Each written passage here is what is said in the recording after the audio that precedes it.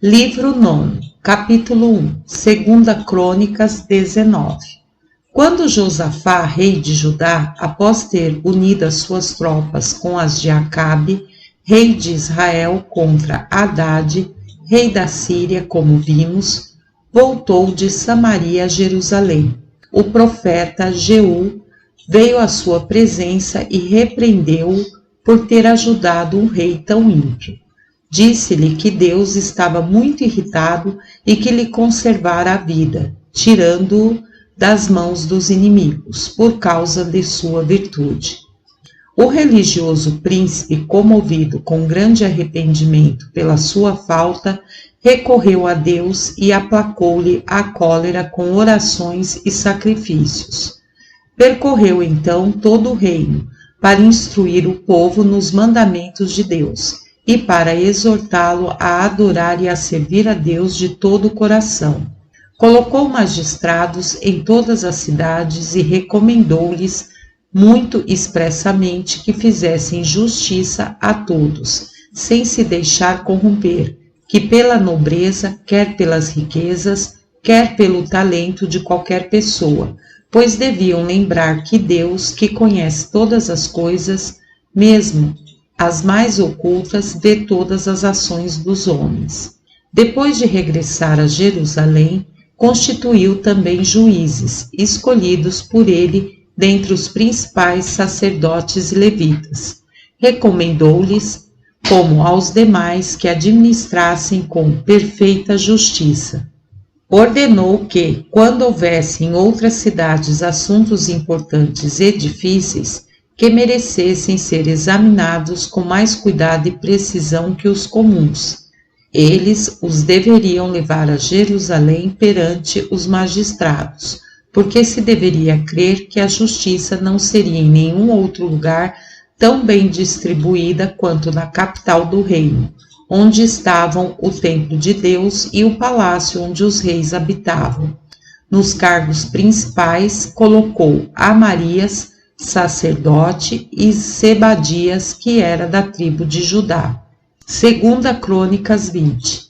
Nesse entretempo, os moabitas e os amonitas, unidos aos árabes, a quem haviam chamado em seu socorro, entraram com um grande exército nas terras de Josafá e acamparam a 300 estádios de Jerusalém, perto do lago Asfaltite, no território de Engedim, muito fértil em bálsamos e em palmeiras. Josafá, surpreendido que tivessem adentrado tanto o seu reino, mandou reunir no templo todo o povo de Jerusalém para rogar a Deus que o ajudasse contra tão poderosos inimigos e os castigasse pelo seu atrevimento. Disse-lhe com humildade que tinha o direito de esperar auxílio, porque ele mesmo dera ao seu povo a posse do país do qual aquelas nações os queriam expulsar, e quando os seus antepassados construíram e consagraram o templo em honra a ele.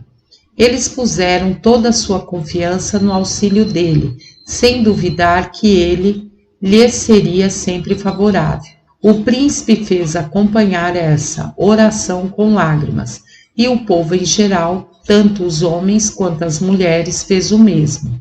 Então o profeta Jaaziel adiantou-se e disse em voz alta, dirigindo-se ao rei e àquela grande multidão, que os seus votos haviam sido ouvidos. Deus combateria por eles e lhes daria vitória. Deveriam partir no dia seguinte para enfrentar o inimigo, até uma colina denominada Ziz, isto é, eminência, em hebreu, e que está entre Jerusalém e Engedim, pois ali os encontrariam. Não teriam necessidade de se servir das armas, porque seriam apenas espectadores do combate que Deus travaria. Ele mesmo, em favor deles, ante as palavras do profeta, o rei e todo o povo prostaram-se com o rosto em terra, deram graças a Deus e o adoraram. Os levitas, com acompanhamento de música, cantaram hinos em seu louvor. No dia seguinte, ao raiar do dia, o rei Josafá se pôs em campo, e quando chegou ao deserto que está abaixo da cidade de Tecoa, disse às tropas que não havia necessidade de combater, como num dia de luta, pois toda a sua força consistia em sua perfeita confiança no auxílio que Deus prometera por meio de seu profeta. Seria suficiente fazer marchar os sacerdotes com as suas trombetas e os levitas com seus cantores, para dar graças a Deus pela vitória alcançada e pelo triunfo já obtido sobre os inimigos. Essa ordem tão santa de tão piedoso rei foi recebida com respeito por todo o exército e rigorosamente executada. Deus infundiu então tal cegueira no espírito dos amonitas e dos povos que a eles se haviam juntado, que eles próprios se tomaram por inimigos e transportados de furor. Mataram-se uns aos outros com tanta animosidade e raiva que não restou um só com vida de todo aquele imenso número, e o vale onde isso ocorreu ficou juncado de cadáveres. Josafá, transbordando de alegria, deu graças a Deus por aquela vitória tão milagrosa, pois quem obteve a glória de conquistá-la não havia tomado parte nela nem corrido perigo algum. Ele permitiu depois que os soldados saqueassem o campo dos inimigos e despojassem os mortos. Levaram 3 dias inteiros para isso. Tão grande era o número de mortos e tantas as riquezas.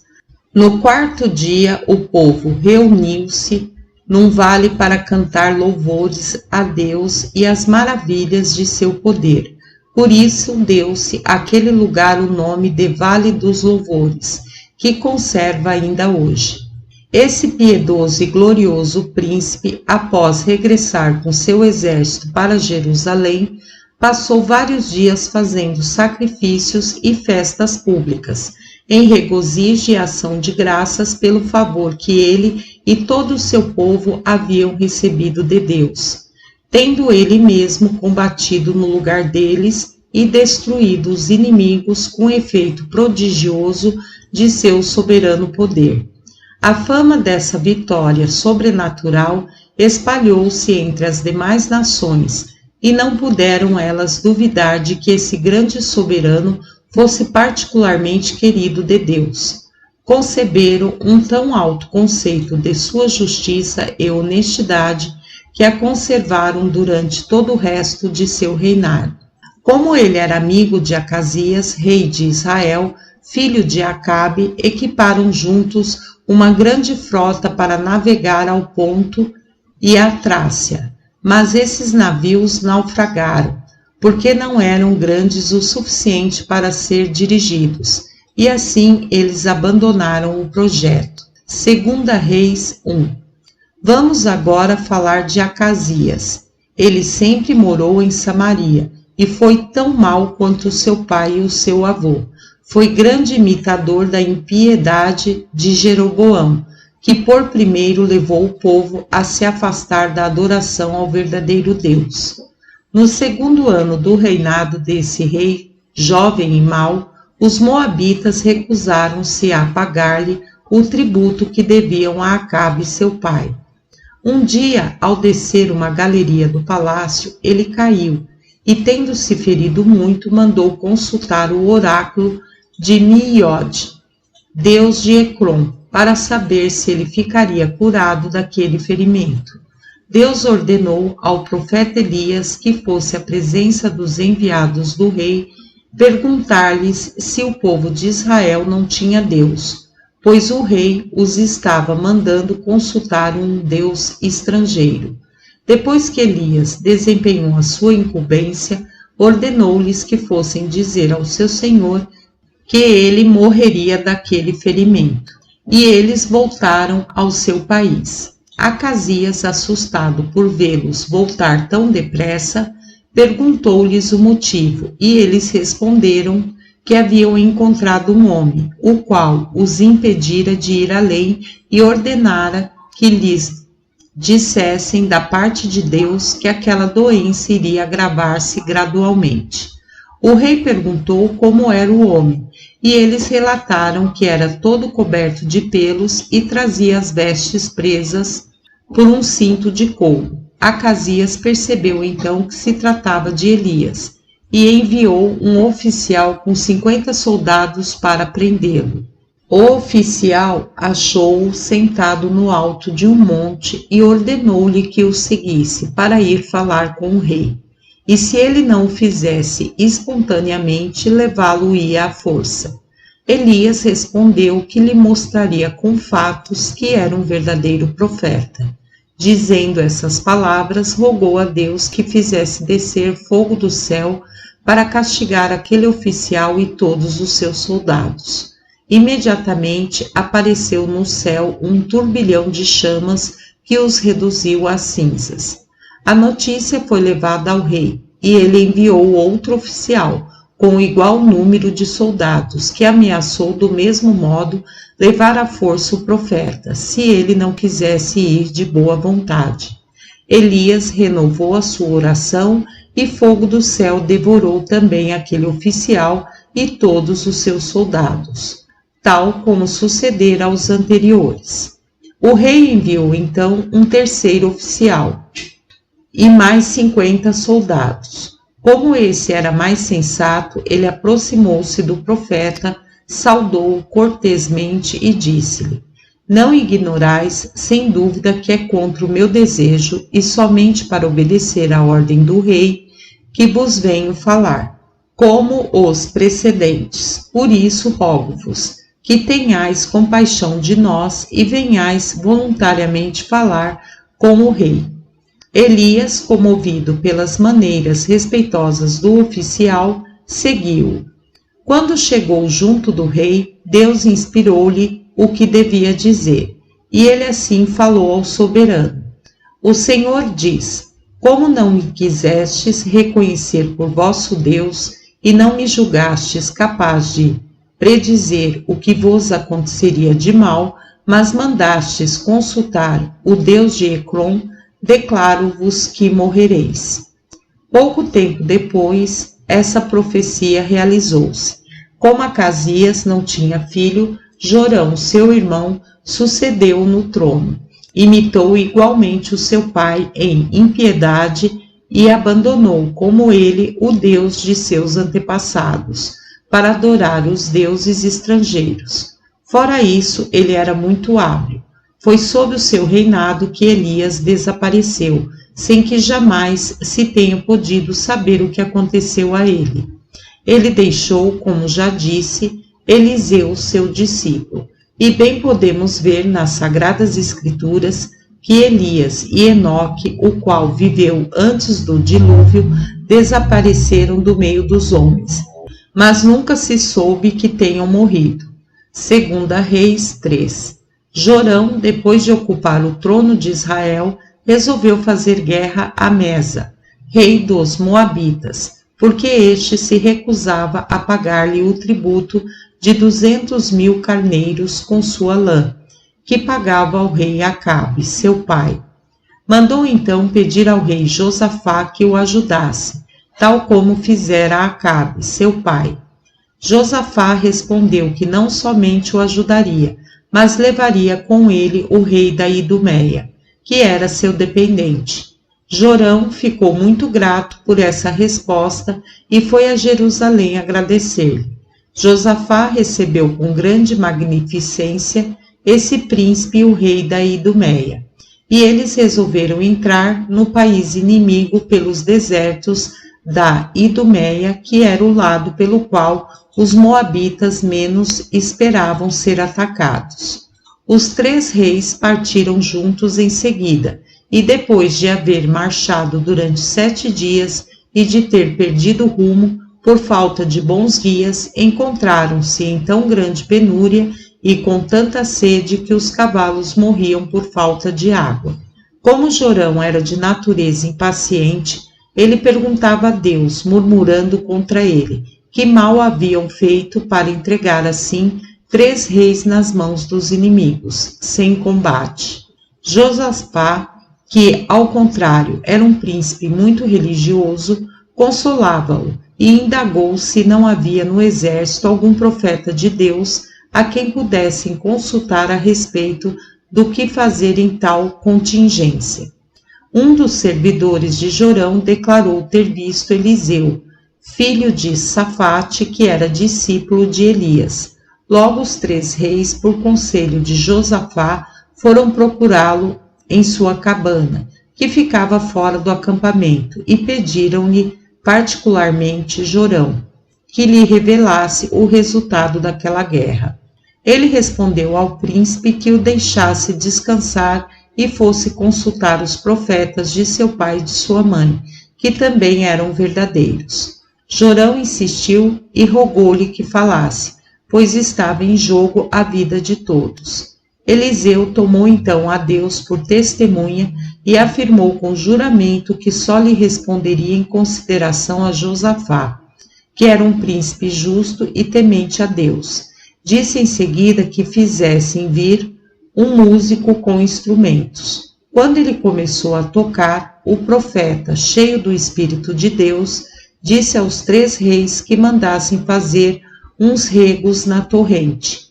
E eles veriam que, embora o ar permanecesse imóvel, sem vento algum e sem que caísse do céu uma gota de água, os regos ficariam cheios e forneceriam a eles e a todo o exército água para matar a sede. Disse mais o profeta: e esse não será o único favor que recebereis de Deus, pois com o auxílio dele vencereis os vossos inimigos. Tomareis as mais belas e as mais fortes de suas cidades e devastareis o seu país. Cortareis as suas árvores, fareis secar as suas fontes e desviareis o curso de seus regatos. Assim falou-lhes o profeta. E no dia seguinte, antes do nascer do sol, viu-se a torrente completamente cheia de água, proveniente da Idumeia, distante 3 dias de caminho, onde Deus fizera cair chuva. E todo aquele grande exército teve água em abundância para beber.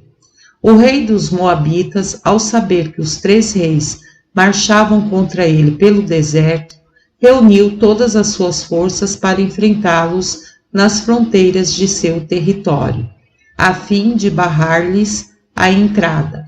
Mas quando ele chegou perto da torrente, o revérbero dos raios de sol na água fizeram-nas parecer vermelhas, e todas as tomaram por sangue, imaginando que o desespero causado pela sede fizera os inimigos matarem-se reciprocamente. Com essa falsa convicção, os moabitas pediram permissão ao seu rei para saquear o acampamento, e tendo-a obtido, partiram precipitada e desordenadamente, como quem tem certeza de encontrar presa fácil. Mas logo se viram rodeados de todos os lados pelos inimigos, que mataram parte deles e puseram o resto em fuga. Os 3 reis entraram no país, tomaram o que quiseram, destruíram várias cidades, espalharam o cascalho da torrente sobre as terras mais férteis, cortaram as melhores árvores e entupiram as fontes, destruíram tudo e sitiaram o próprio rei, que procurava pôr-se a salvo. Vivendo-se em perigo, o soberano tudo fizera para escapar, saiu da cidade com 700 homens escolhidos e tentou atravessar o campo inimigo do lado que ele julgava menos defendido. Mas isso não lhe foi possível e ele teve de voltar. O desespero então levou-o a fazer o que não se pode descrever sem horror.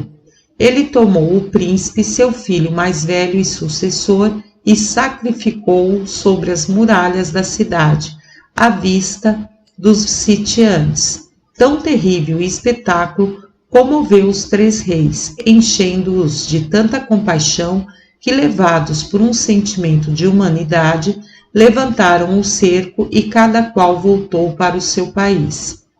Josafá viveu muito pouco depois disso. Morreu em Jerusalém na idade de 60 anos, dos quais reinara apenas 25.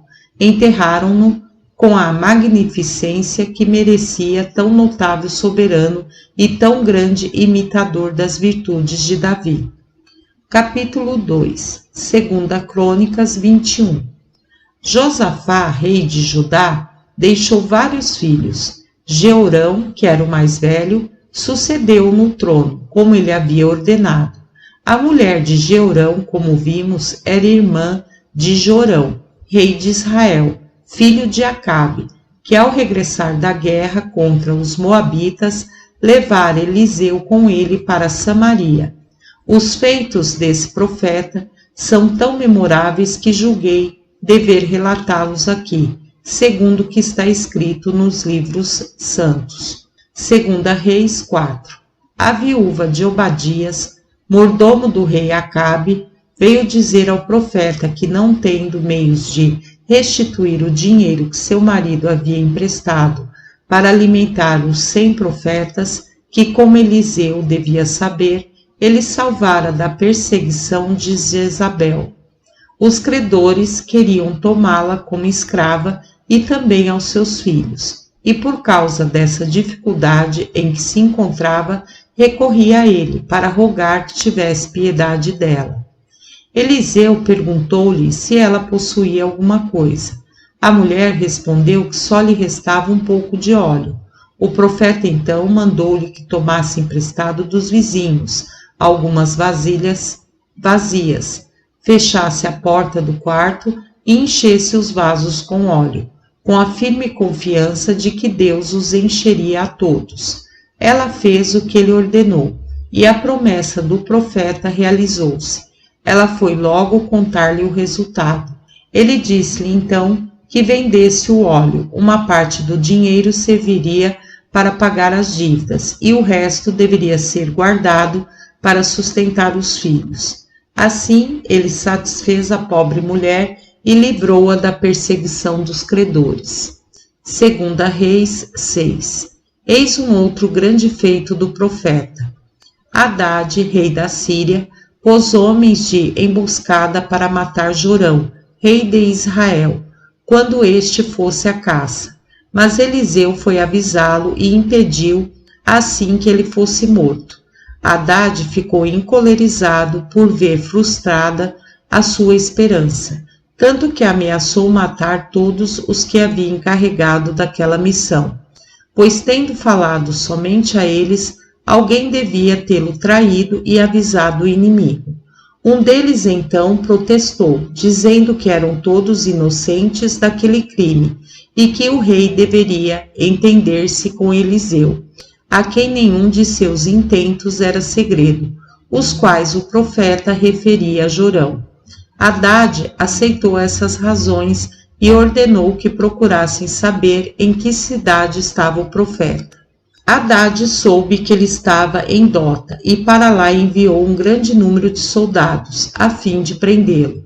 Penetraram na cidade à noite para que ele não pudesse escapar. Porém o criado de Eliseu o soube e bem cedo, todo trêmulo, correu a contar ao profeta. Este, que confiava no socorro do alto, disse-lhe que nada temesse e rogou a Deus que o tranquilizasse, fazendo-lhe conhecer a grandeza de seu poder infinito. Deus o ouviu e permitiu que o servo contemplasse uma grande multidão de cavaleiros e carros amarrados, prontos para defender o profeta. Eliseu rogou a Deus também que cegasse de tal modo os sírios que eles nada pudessem ver. Deus consentiu e o profeta meteu-se no meio deles, perguntando a quem procuravam. Responderam que procuravam Eliseu, o profeta. Ele disse-lhes: se quiserdes seguir-me, levar-vos-ei até a cidade onde ele está. E como Deus não somente lhes tirara a vista, mas obscurecera-lhes também o espírito, eles o seguiram. Eliseu levou-os a Samaria. O rei Jorão, por seu conselho, rodeou-os com todas as suas tropas e fechou as portas da cidade. Então o profeta rogou a Deus que lhes tirasse a cegueira, e assim se fez. Não se pode descrever a surpresa e o terror daqueles homens ao se acharem no meio dos inimigos. Jorão perguntou ao homem de Deus se queria que os matasse a flechadas, e ele respondeu que o proibia terminantemente, porque não era justo matar prisioneiros que não haviam sido vencidos na guerra e que nenhum mal tinham feito ao país, mas que Deus os entregara nas mãos do rei por um milagre. Ele devia, ao contrário, tratá-los bem e enviá-los de volta ao seu rei. Jorão seguiu o conselho, e Hadade concebeu tal admiração pelo homem de Deus e pelas graças com que ele favorecia o seu profeta, que enquanto Eliseu viveu não usou mais de ardil algum contra o rei de Israel, determinando combatê-lo somente em luta aberta.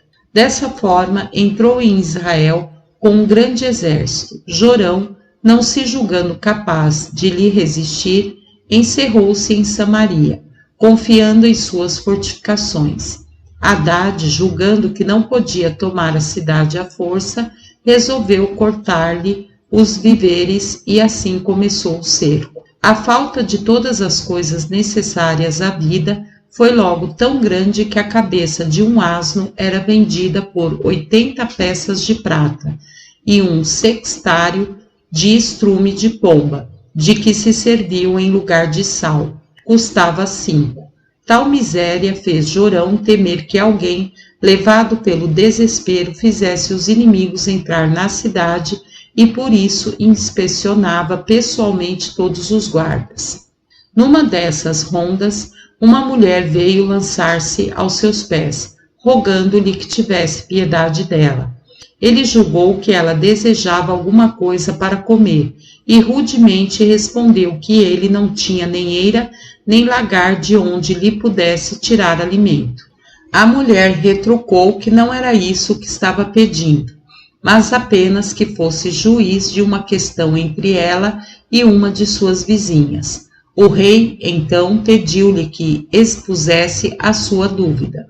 A mulher contou que ela e a vizinha estavam morrendo de fome e, tendo cada uma um filho, entraram em acordo para comê-los, pois não viam outro modo de salvar a própria vida. Ela matara o seu e ambas o haviam comido, mas agora a outra mulher, contrariando o ajuste, não queria matar o dela e até o havia escondido. Essas palavras comoveram tanto o soberano que ele rasgou as próprias vestes e começou a gritar, cheio de cólera contra Eliseu. Determinou matá-lo, porque podendo o profeta obter de Deus, com as suas orações, o livramento de tantos males, se negava a pedi-lo. Assim, ordenou que fossem imediatamente cortar-lhe a cabeça, e os soldados partiram para executar a ordem. O profeta, que estava descansando em sua casa, ciente da ordem por uma revelação de Deus, disse aos seus discípulos: o rei, sendo filho de um homicida, mandou seus homens para me cortar a cabeça. Ficai perto da porta, porém, para mantê-la fechada a esses assassinos. Quando virdes que se aproximam, pois o rei se arrependerá de ter dado essa ordem e virá aqui ele mesmo em seguida. Fizeram o que ele havia determinado, e Jorão, arrependido de ter dado a ordem e com receio de que a executassem, veio apressadamente para impedi-los, e lamentou o pouco interesse do profeta pelos seus sofrimentos e pela infelicidade do povo, pois não se dignava pedir a Deus que os livrasse de tantos males. 2 Reis 7.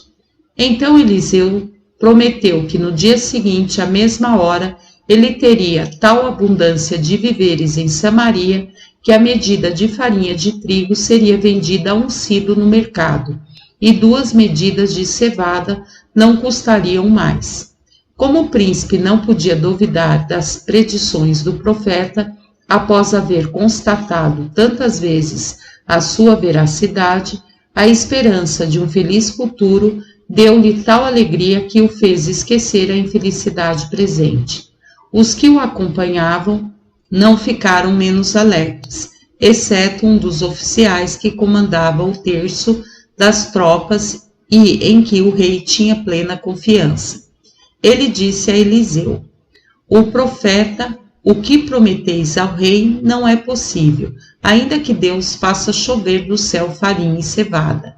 Respondeu Eliseu: não duvideis, porque o vereis com os vossos próprios olhos, mas somente o vereis, não participareis dessa felicidade. E aconteceu como ele predisse.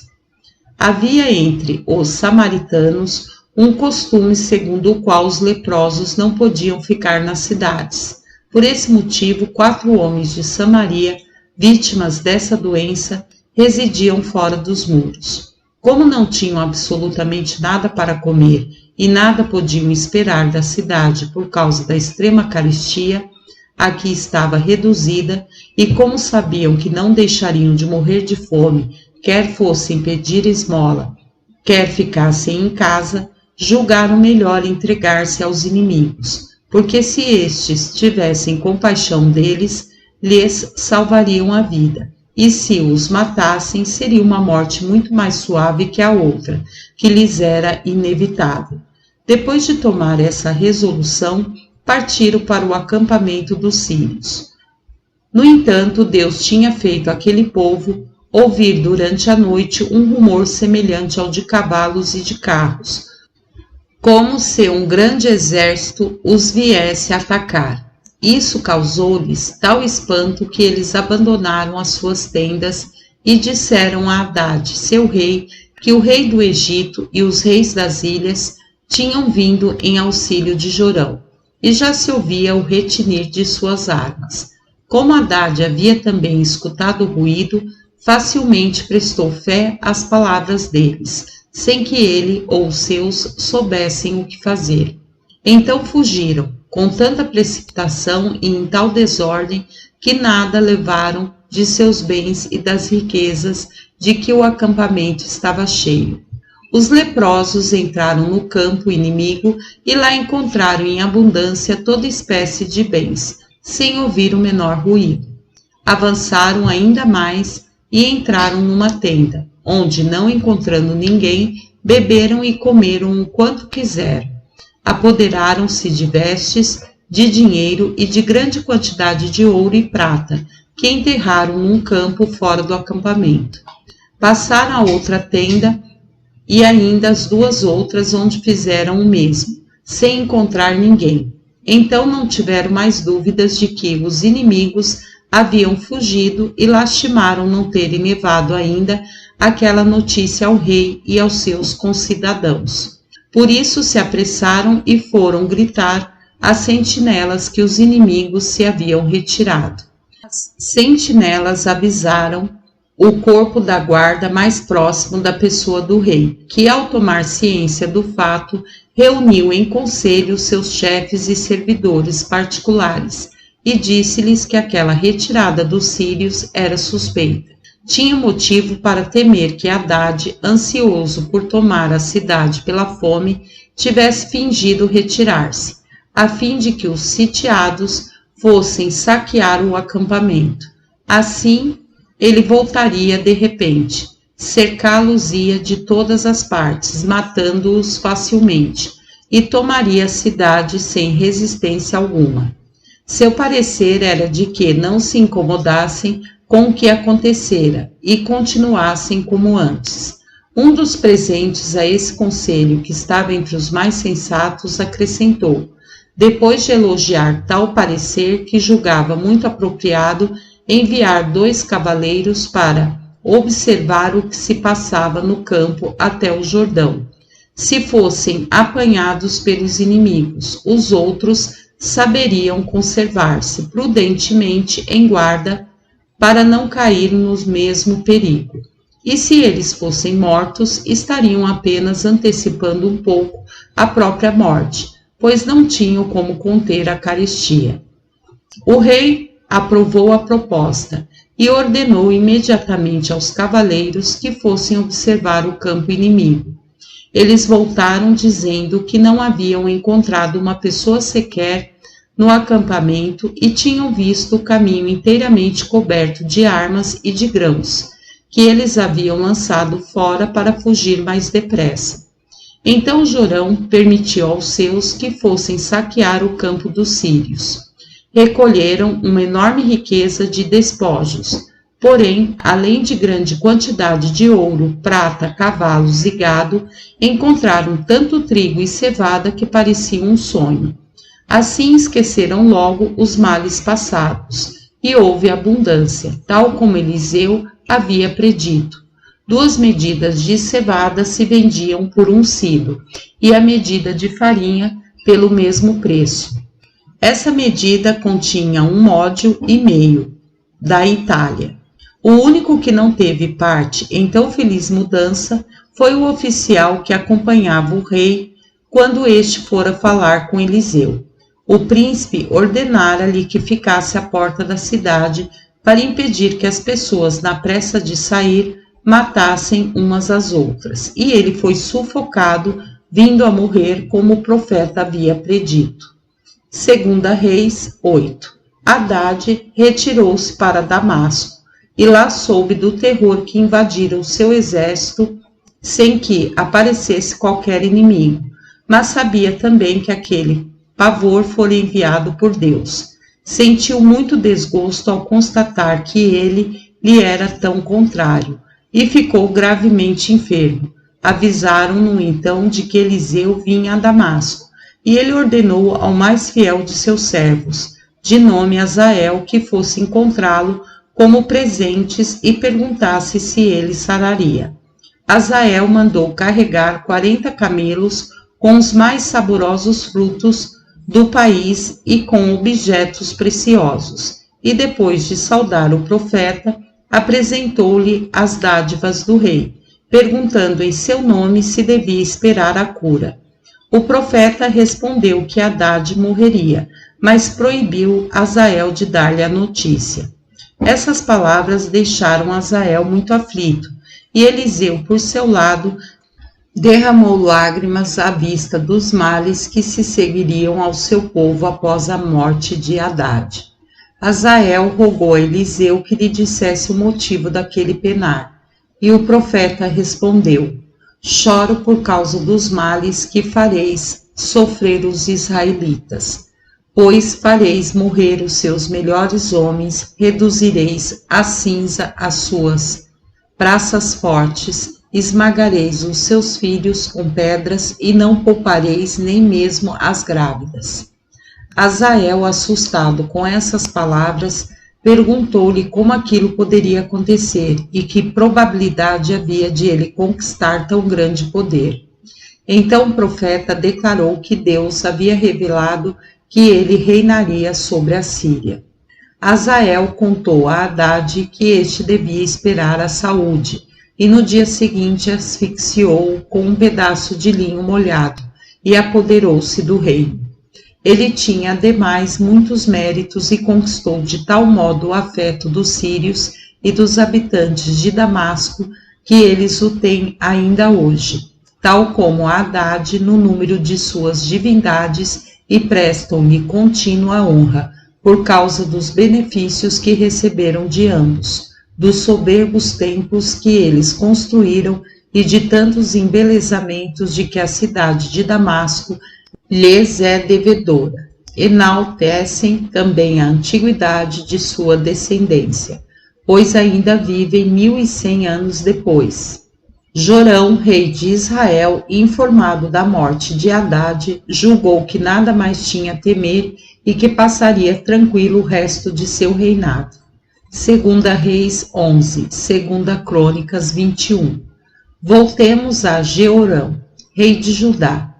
Não havia ele subido ao trono, e seu mau governo logo se revelou, pelo assassinato dos próprios irmãos e dos homens mais ilustres do reino, aos quais Josafá, seu pai, dedicara grandíssima estima. Ele não se contentou em imitar aqueles reis de Israel, que primeiro violaram as leis de nossos antepassados e mostraram a sua impiedade para com Deus, mas os sobrepujou a todos em muitas espécies de crimes e aprendeu de Atalia, sua mulher, filha de Acabe, a prestar aos deuses estrangeiros sacrílegas adorações. Assim, dia a dia, ele cada vez mais irritava a Deus, por causa de sua impiedade e pela profanação das coisas mais santas de nossa religião. Deus, no entanto, não o quis exterminar, por causa da promessa que fizera a Davi. Os idumeus, todavia, que antes lhe eram submissos, sacudiram o jugo, começando Dor matar o seu próprio rei, que sempre fora fiel a Josafá, e colocando outro em seu lugar. Jeorão, para vingar-se, entrou à noite naquele país com muitos carros e soldados de cavalaria, e destruiu algumas cidades e aldeias da fronteira, sem ousar, contudo, ir além. Mas essa expedição, em vez de torná-lo temível àqueles povos, levou ainda outros a se revoltar contra ele, e os que habitam o país de Líbna não o quiseram mais reconhecer como soberano. A loucura e o furor desse rei chegou a tal excesso que ele obrigou os súditos a adorar falsos deuses nos lugares mais elevados dos montes. Certo dia, estando ele muito agitado, trouxeram-lhe uma carta de Eliseu, na qual o profeta o ameaçava com uma terrível vingança da parte de Deus, pois em vez de observar as suas leis, como os seus predecessores, ele preferira imitar os erros abomináveis dos reis de Israel, obrigando a tribo de Judá e os habitantes de Jerusalém, tal como Acabe fizera aos israelitas, a abandonar o culto ao verdadeiro Deus para adorar ídolos, e a tudo isso acrescentar ainda o assassinato dos próprios irmãos e de tantos homens de bem. Por isso receberia o merecido castigo.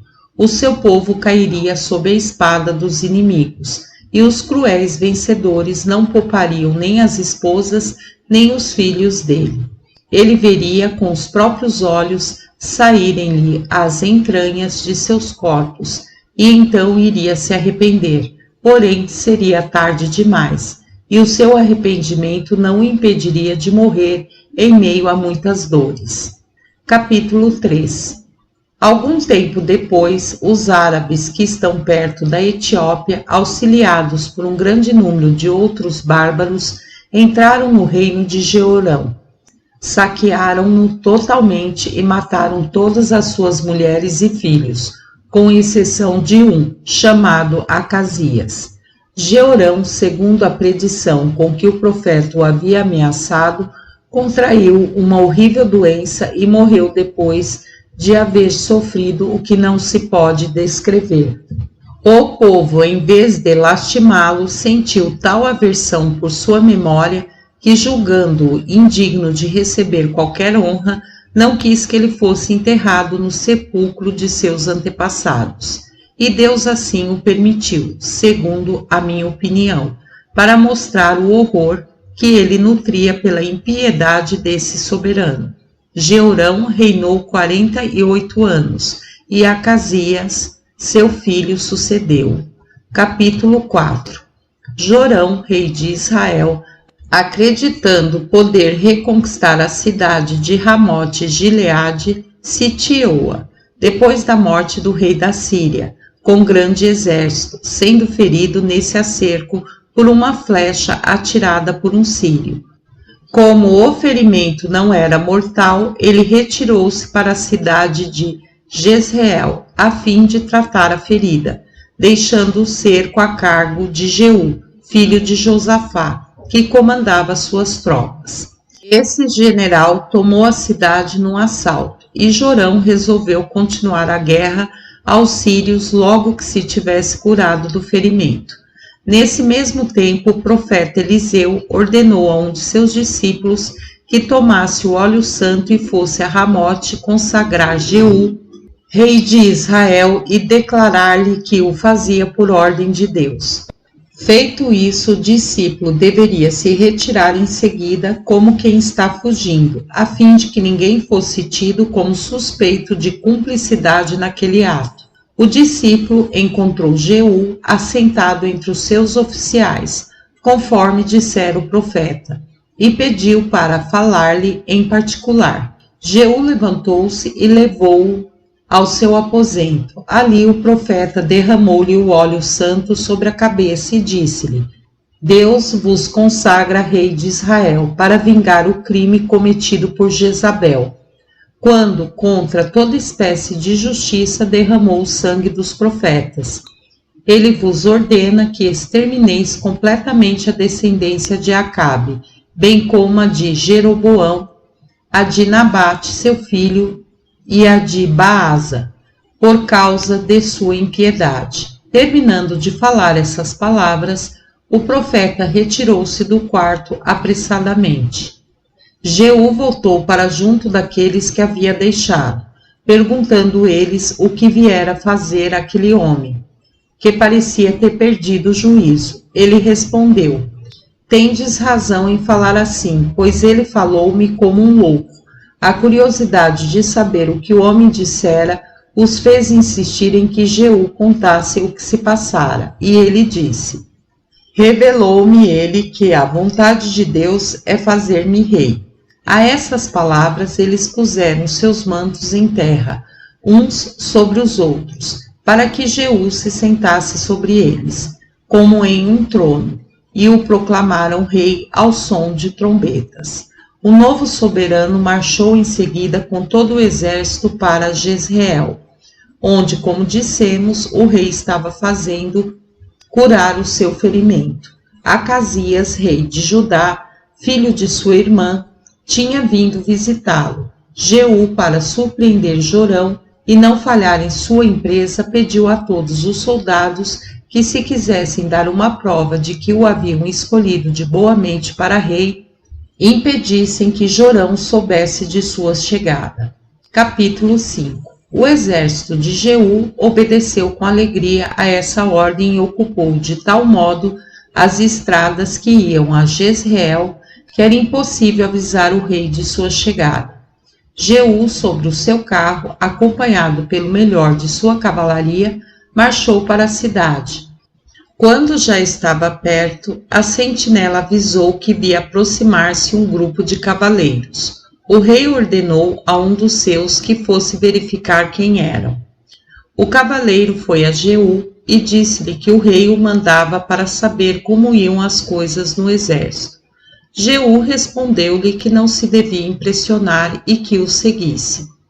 A sentinela, vendo que o cavaleiro, em vez de voltar, tinha se reunido ao grosso dos cavaleiros, foi avisar Jorão, que mandou um segundo, ao qual Jeú também reteve. A sentinela avisou Jorão novamente, e então ele subiu ao carro acompanhado por Acasias, rei de Judá, para ver ele mesmo o que se passava. Jeú marchava vagarosamente. Jorão alcançou-o no campo de Nabote e perguntou-lhe se tudo ia bem no exército. Jeú, em vez de responder, perguntou-lhe como se podia vangloriar de ter por mãe uma feiticeira e uma mulher sem honra.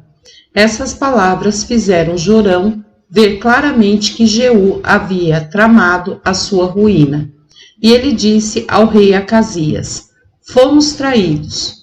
Ao mesmo tempo, girou o carro para voltar à cidade, mas Jeú deteve com uma flechada, que lhe atravessou o coração e o fez cair morto fora do carro. E lembrando-se de ter ouvido o profeta Elias dizer ao rei Acabe, pai de Jorão, que ele e toda a sua geração morreria no mesmo lugar em que injustamente se insurgira contra Nabote, ordenou Abidcar, general de um terceiro grupo de suas tropas, que lançasse o corpo de Jorão nas terras de Nabote, e assim a profecia realizou-se. Temendo receber o mesmo tratamento que Jorão, o rei Acasias desviou seu carro para tomar outro caminho. Jeú perseguiu-o até uma pequena colina, onde lhe desferiu também uma flechada que o feriu. Acasias desceu do carro, montou num cavalo e fugiu a todo galope até a cidade de Megido, onde morreu em consequência do ferimento. levaram seu corpo a Jerusalém, onde ele foi enterrado, após haver reinado somente 1 ano e mostrado que era muito pior que seu pai. Capítulo 6. Quando Jeú fez a sua entrada em Jezreel, a rainha Jezabel veio a uma janela para vê-lo chegar. Estava adornada e bem vestida, e disse ao vê-lo aproximar-se: Eis o fiel servidor que assassinou seu senhor. A essas palavras, Jeú ergueu os olhos, perguntou quem ela era e mandou que descesse. Ela não quis fazê-lo, e ele então ordenou aos eunucos que estavam com ela que a atirassem para baixo. Os homens obedeceram, e a miserável princesa, caindo, espatifou-se de tal modo sobre as pedras do calçamento que elas ficaram manchadas com o seu sangue. Ela morreu depois sob as patas dos cavalos que lhe passaram por cima. Jeú ordenou que ela fosse sepultada com a honra devida à grandeza de seu nascimento, sendo de família real, mas apenas foram encontradas as extremidades de seu corpo, pois os cães haviam comido o resto. Isso fez o novo rei lembrar a profecia de Elias, o qual predissera que ela morreria daquele modo em Jezreel. Acabe deixara 70 filhos, e estavam todos em Samaria. Jeú, para experimentar a disposição dos samaritanos para com ele, escreveu aos preceptores dos jovens príncipes e aos principais magistrados da cidade, dizendo que escolhessem para rei um dos filhos de Acabe, que julgassem digno de reinar e que se vingasse de quem lhe matara o pai, pois eles possuíam armas, cavalos, carros, soldados e praças fortes. Os magistrados e os habitantes, não se julgando em condições de resistir a um homem que matara 2 reis tão poderosos, responderam-lhe que não conheciam outro soberano senão ele, e que estavam prontos a fazer tudo o que ele lhes mandasse. Diante de tal resposta, ele escreveu aos magistrados que, se deveras estavam assim dispostos, lhe mandassem as cabeças de todos os filhos de Acabe. Ao receber esta carta, mandaram eles chamar os preceptores dos príncipes e ordenaram-lhes que fizessem o que Jeú lhes mandara. Homens cruéis obedeceram no mesmo instante, puseram as cabeças num saco e enviaram-nas a Jeú. Ele estava à mesa com alguns de seus familiares quando as trouxeram, e ordenou que as colocassem em 2 montes de ambos os lados da porta do palácio. No dia seguinte de manhã, foi vê-las e disse ao povo: É verdade que matei o rei meu senhor, mas quem matou estes? Queria assim dar-lhes a entender que tudo acontecera por vontade de Deus e por ordem dele, pois como fora predito pelo profeta Elias, ele exterminaria Acabe e toda a sua descendência.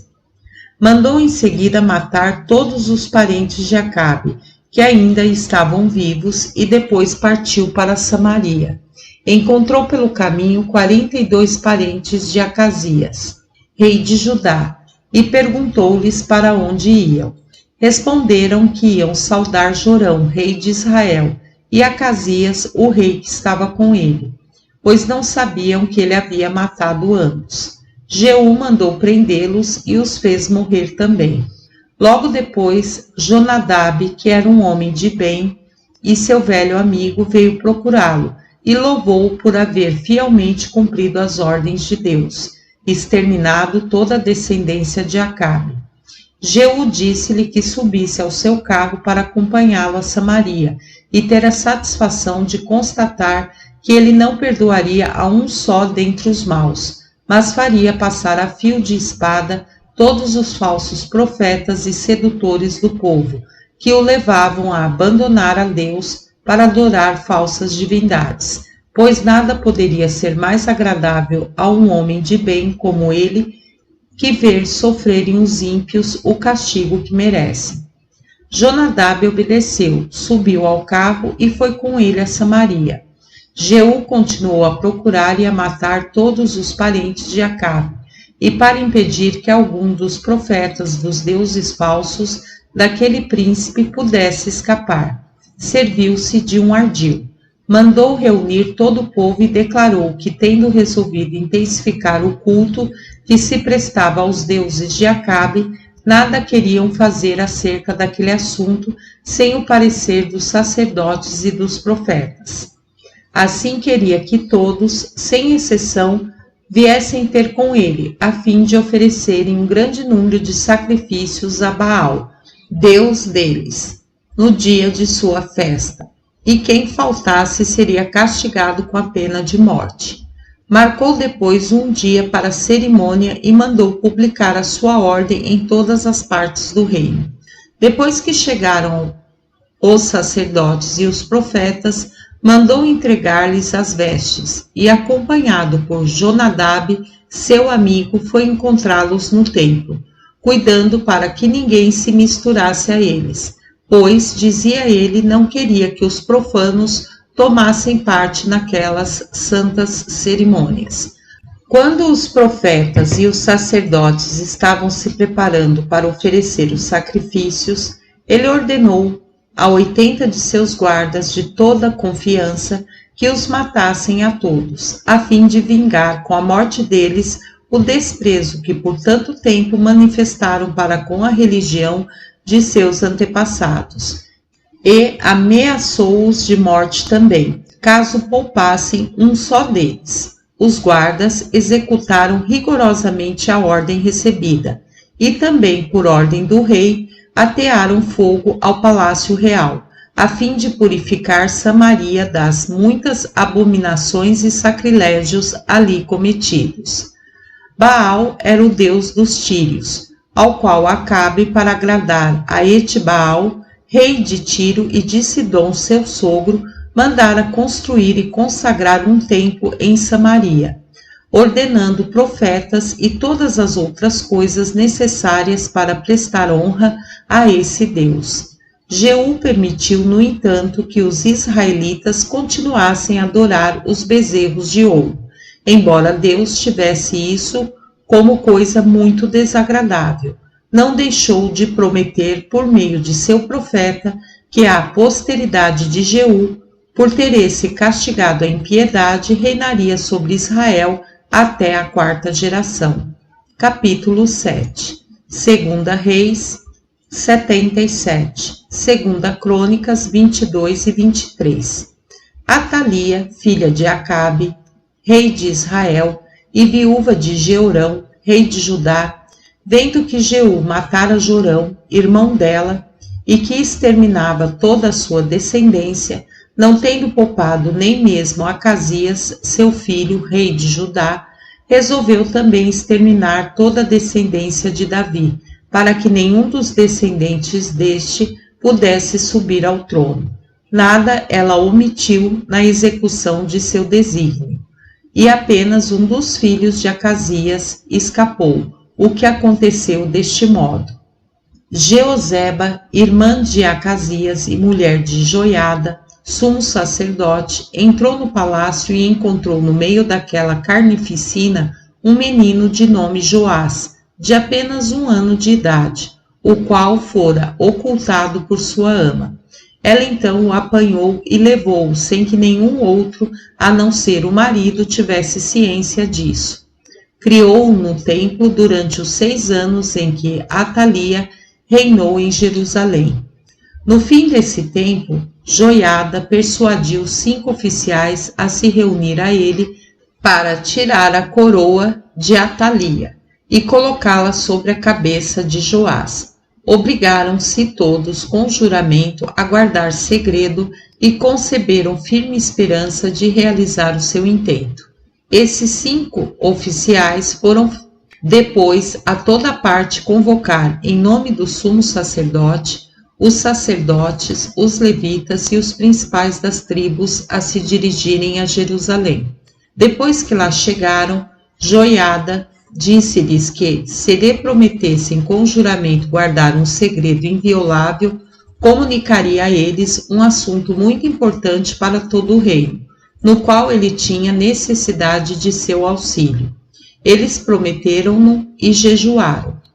Então ele mostrou-lhes o único príncipe que restava da descendência de Davi e disse: Eis aí o vosso rei, o único que resta da família daquele que, bem sabeis, Deus revelou e predisse que reinaria para sempre sobre vós. Assim, se quiserdes seguir o meu conselho, sou de opinião que uma terça parte de vós tome o cuidado de conservar este príncipe no templo. Outra terça parte se apodere de todas as avenidas e a terça parte restante monte guarda a porta pela qual se vai ao palácio real, que ficará aberta. Os que não tiverem armas fiquem no templo, onde ninguém entrará armado, exceto os sacerdotes.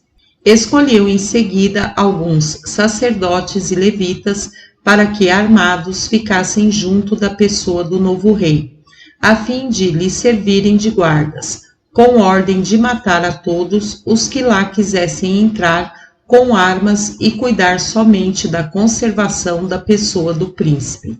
Todos aprovaram o conselho e se puseram a executá-lo. Joiada, então, abriu o depósito de armas que Davi construíra no templo, distribuiu tudo o que lá encontrou aos sacerdotes e aos levitas, e colocou-os ao redor do templo, tão próximos uns dos outros que poderiam dar-se as mãos e impedir a entrada de outras pessoas. Levaram em seguida o jovem rei e o coroaram. Joiada consagrou-o com óleo santo, e todos os assistentes, batendo palmas em sinal de alegria, exclamaram: Viva o rei! Atalia ficou tão menos surpresa que perturbada com essa notícia e saiu do palácio acompanhada pelos seus guardas. Os sacerdotes deixaram-na entrar no templo, mas os que haviam sido colocados ao redor dele repeliram os guardas e o resto do séquito. Quando a altiva princesa viu o jovem príncipe sentado no trono e com a coroa na cabeça, rasgou as próprias vestes e ordenou que matassem aquela criança, da qual se estavam servindo para organizar uma revolta contra ela e usurpar o reino. Joiada, em oposição, ordenou aos oficiais de que falamos que a agarrassem e a levassem à torrente de Cedron, para que lá recebesse o castigo merecido, pois não se deveria macular o templo com o sangue de tão detestável pessoa. Acrescentou que matassem também imediatamente qualquer um que se pusesse a defendê-la. Executou-se em seguida a ordem. Quando ela estava fora da porta por onde saíam as cavalgaduras do rei, mataram-na. Depois de tão grande mudança, Joiada mandou reunir no templo todos os que estavam armados, bem como o povo, e os fez jurar que serviriam fielmente o novo rei, velariam pela sua conservação e trabalhariam pelo progresso do reino. Obrigou Joás a prometer de sua parte, também com juramento, que prestaria a Deus a honra que lhe era devida, e jamais violaria as leis outorgadas por Moisés. Todos correram em seguida ao templo de Baal, que Atalia e seu marido, o rei Jeorão, haviam feito construir para agradar o rei Acabe, em detrimento do Deus verdadeiro e todo-poderoso, e o derrubaram, arrasando-o completamente. Mataram ainda Matá, que nele era o sacerdote. Joiada, segundo a determinação do rei Davi, entregou a guarda do templo aos sacerdotes e aos levitas, determinando que 2 vezes por dia oferecessem a Deus sacrifícios solenes, como a lei o mandava, acompanhados de incensação, e escolhessem algum dos levitas para guardar as portas do templo, para só deixarem entrar quem estivesse purificado.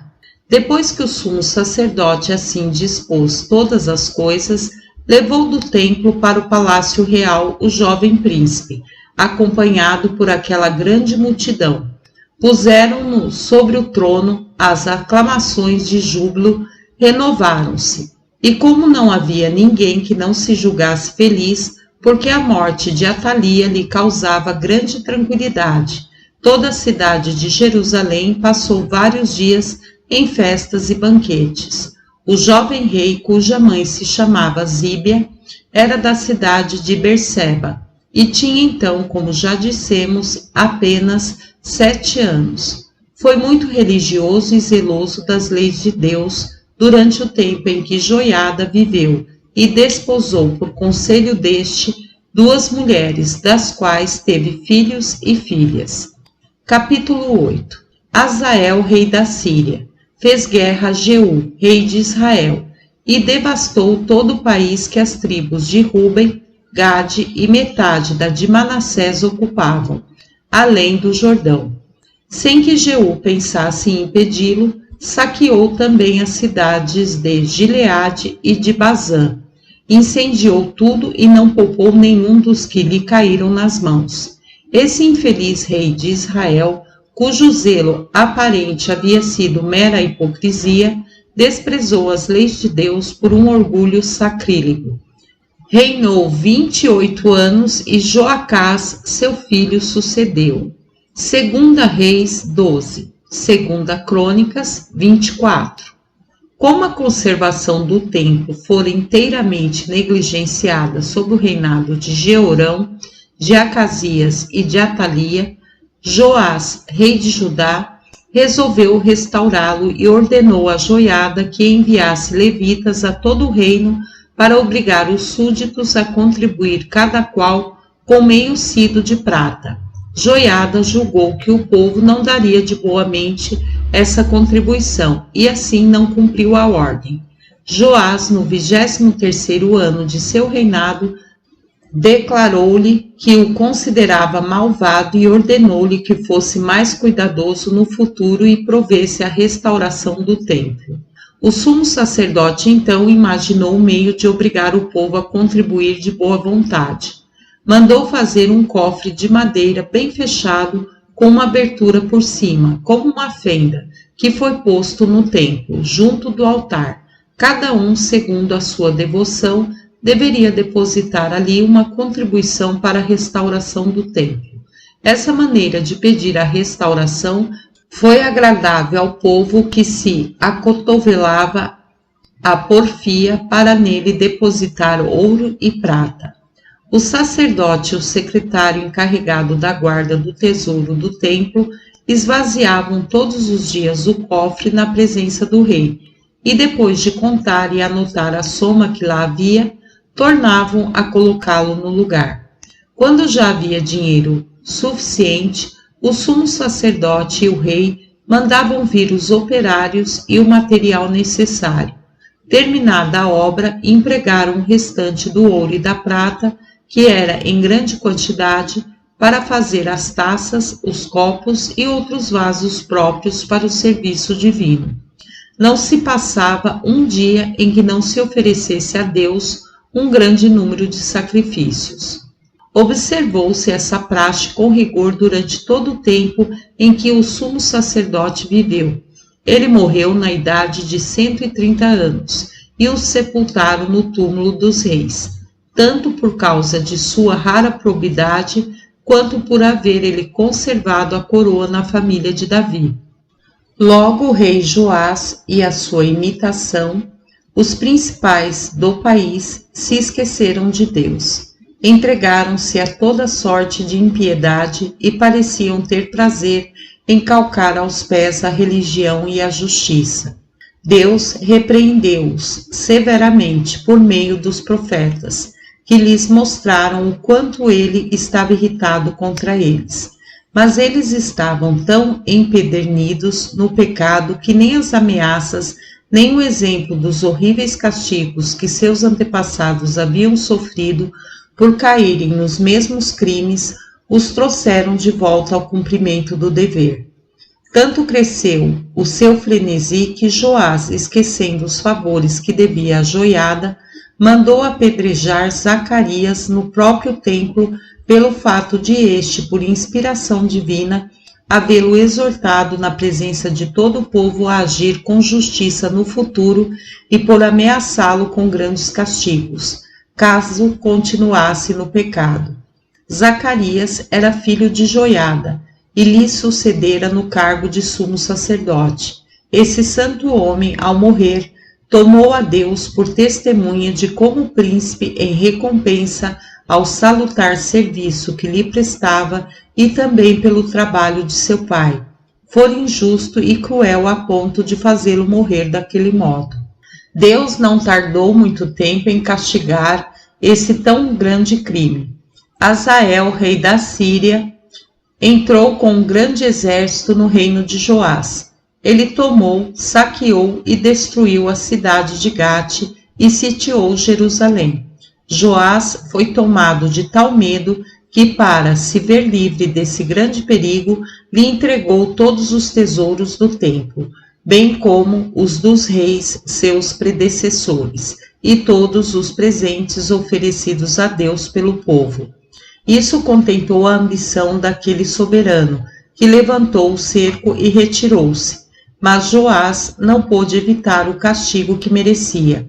Foi vítima de uma grave enfermidade e os amigos de Zacarias o mataram no leito, para vingar a morte do amigo e do filho de um homem cuja memória era tida em tão grande veneração. O mau príncipe tinha então 47 anos. Enterraram-no em Jerusalém, porém não no sepulcro dos reis, porque não foi julgado digno disso. Capítulo 9. Segunda Reis 14, Segunda Crônicas 25. Amazias sucedeu a Joás, seu pai no reino de Judá. No reino de Israel, Jeoacás já havia sucedido a Jeú, seu pai, no 21º ano do reinado de Joás. Jeoacás reinou 17 anos e não somente se assemelhou ao pai, mas também aos primeiros reis de Israel, que tão abertamente haviam desprezado a Deus. E embora tivesse grande poder, Hazael, rei da Síria, obteve tão grandes vantagens sobre ele, tomou-lhe tantas praças fortes e fez tão grande mortandade entre os seus soldados que lhe restavam somente 10.000 homens de infantaria e 500 cavaleiros. Realizava-se o que vaticinara o profeta Eliseu a Hazael, quando garantiu que este reinaria na Síria e em Damasco, depois de matar o rei Haddad. Jeoacás, estando reduzido a tal extremo, recorreu a Deus, rogando-lhe que o protegesse e não permitisse que ele caísse sob o domínio de Hazael. O soberano Senhor do universo fez então ver que ele não somente concede os seus favores aos justos, mas também aos que se arrependem de tê-lo ofendido, e que, em vez de destruí-los como eles merecem, e ele bem pode fazê-lo, se contenta em castigá-los. Ele escutou favoravelmente esse príncipe e restituiu a paz ao seu país, fazendo-o reconquistar a primitiva felicidade. Segunda Reis 13. Depois da morte de Jeoacás, Jeoás, seu filho, sucedeu-o no reino de Israel, no 37º ano do reinado de Joás, rei de Judá, e reinou 16 anos. Não se pareceu com Jeoacás, seu pai, mas foi um homem de bem. O profeta Eliseu, que então estava muito avançado em anos, caiu gravemente enfermo.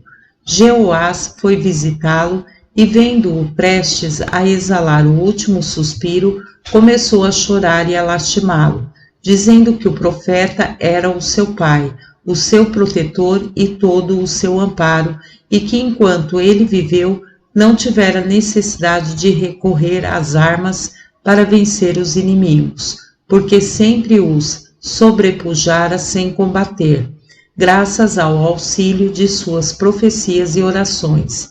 Mas agora que ele ia deixar o mundo, ficava desarmado e sem defesa, exposto ao furor dos sírios e dos outros povos que lhe eram contrários. Assim, ser-lhe-ia muito mais vantajoso morrer com ele que ficar com vida, porém abandonado e sem o seu auxílio. O profeta ficou tão comovido com essas queixas que, depois de o consolar, ordenou que lhe trouxessem um arco e flechas, e disse em seguida ao príncipe que entesasse o arco e atirasse as flechas. Jeoás atirou apenas 3, e então o profeta lhe disse: se tivesseis atirado mais, teríeis destruído toda a Síria.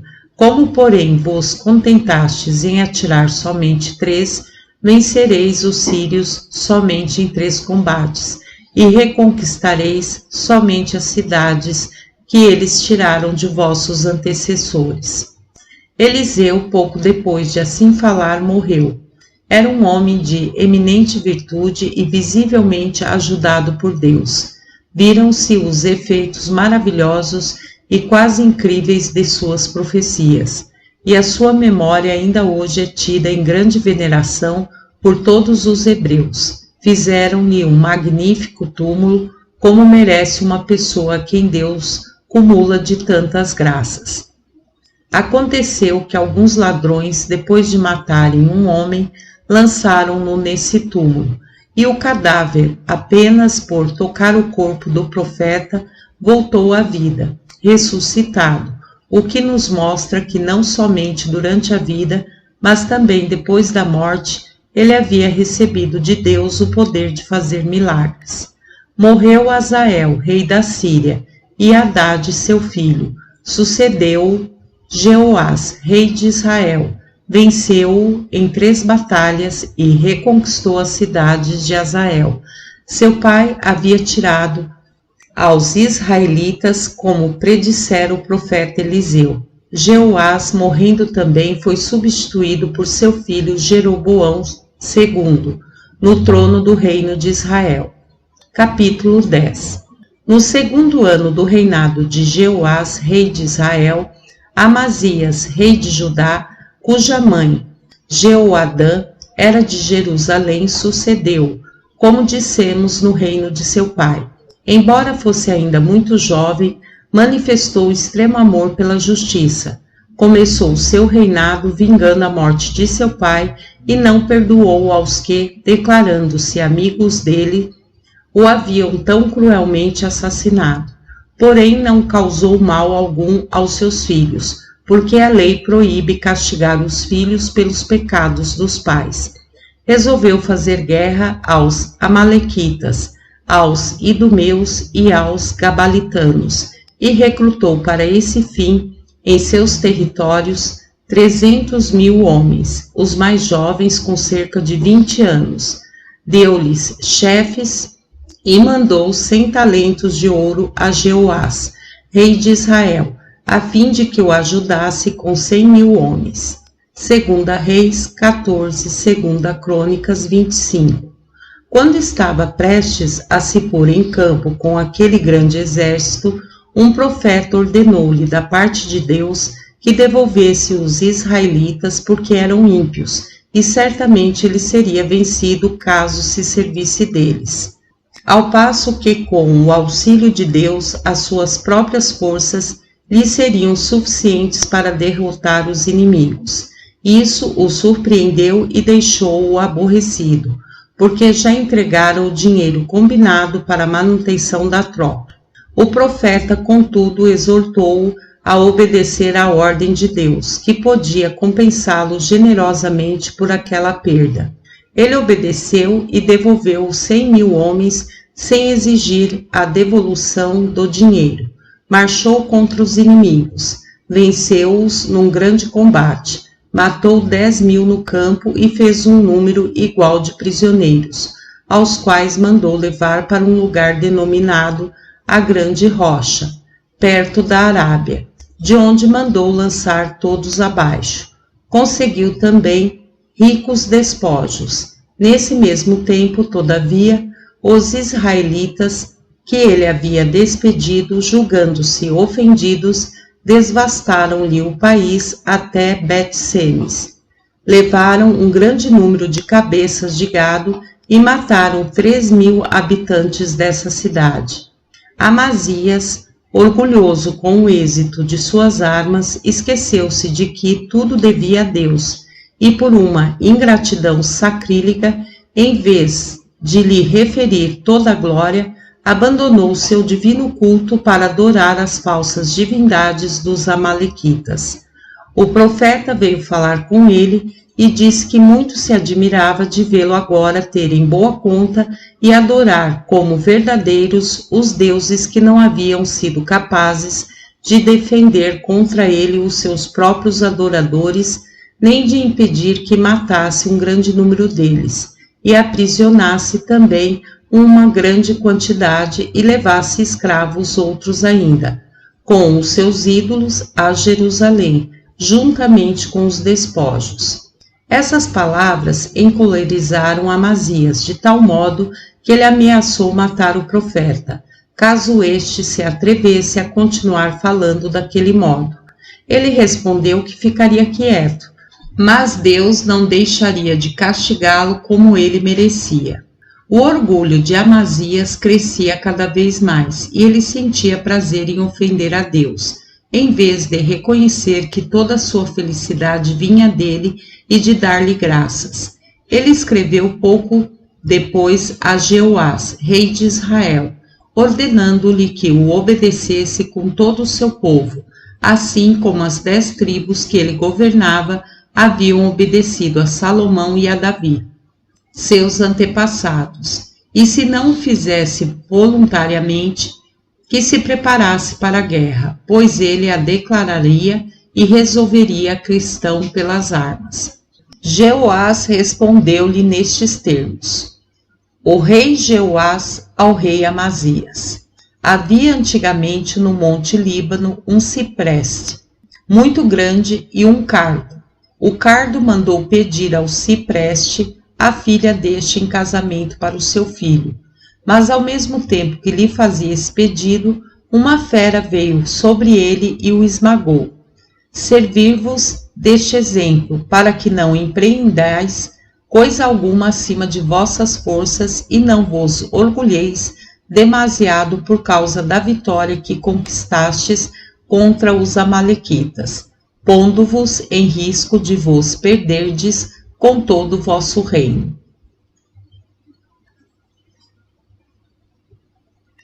Amazias, irritadíssimo com essa carta, preparou-se para a guerra, e Deus a ela o impelia, sem dúvida para fazer cair sobre ele a sua vingança. Quando os exércitos se enfrentaram, e enquanto a luta se preparava, o exército de Amazias viu-se de repente tomado de grande terror, enviado por Deus, por ele não lhe ser favorável, de modo que fugiram incontinenti, mesmo antes de travarem combate, abandonando Amazias à mercê do inimigo. Jeoás, tendo em seu poder, disse-lhe que não podia evitar a morte senão abrindo a ele e a todo o seu exército as portas de Jerusalém.